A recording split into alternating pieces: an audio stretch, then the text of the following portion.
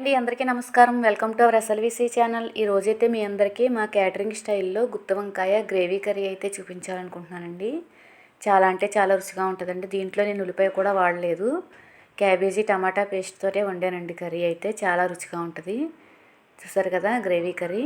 నేను తయారీ విధానం చూద్దాం. ముందుగా అయితే నేను పెన్నాడ వంకాయలను అయితే తీసుకున్నాను. వాటికి నాట్లు అయితే పెట్టి ఉప్పు నీటిలో వేసుకున్నానండి మొత్తం అన్నిటిని.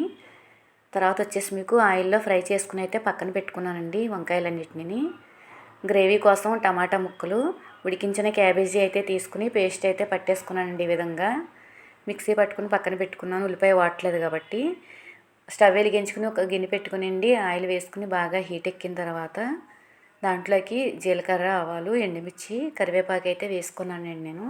అవి చిటపటలాడిన తర్వాత బాగా మనం ముందుగా మిక్సీ పట్టుకున్న క్యాబేజీ టమాటా పేస్ట్ అయితే ఉంది కదండి, అది తీసుకొచ్చి దీంట్లో వేసుకుని కొంచెం సేపు అయితే ఉడికించుకోవాలండి. పచ్చిమిర్చి కూడా వేసుకున్నాను.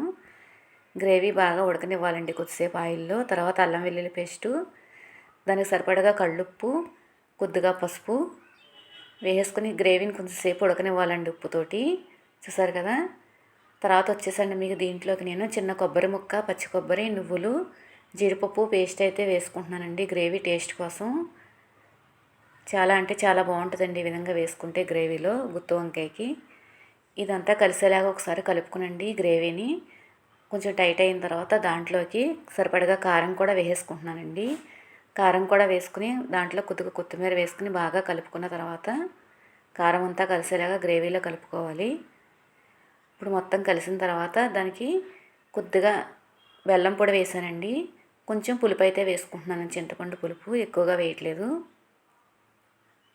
ఇది కూడా మొత్తం కలుపుకున్న తర్వాత దాంట్లో ఒక లీటర్న్నర వరకు వాటర్ అయితే వేసుకుంటున్నాను నేను.